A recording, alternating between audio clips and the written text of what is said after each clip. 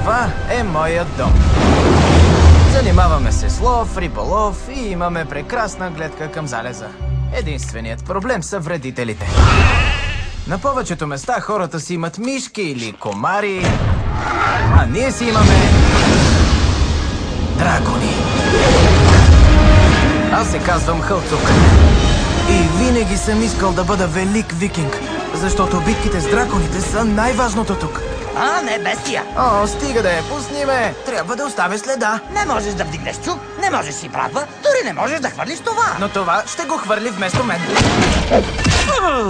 Съжалявам. От създателите на Шрек Браво на теб, Хълцук. и Мадагаскар.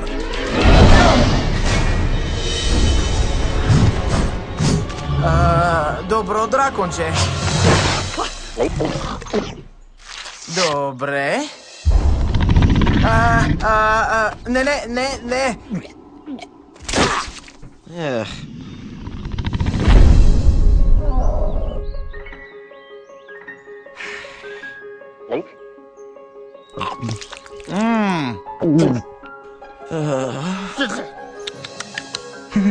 Всичко, което знаем за вас, е погрешно. През 2010-та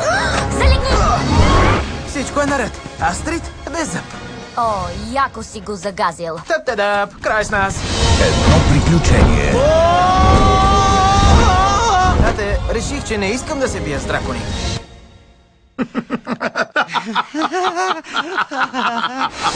Ще промени два свята.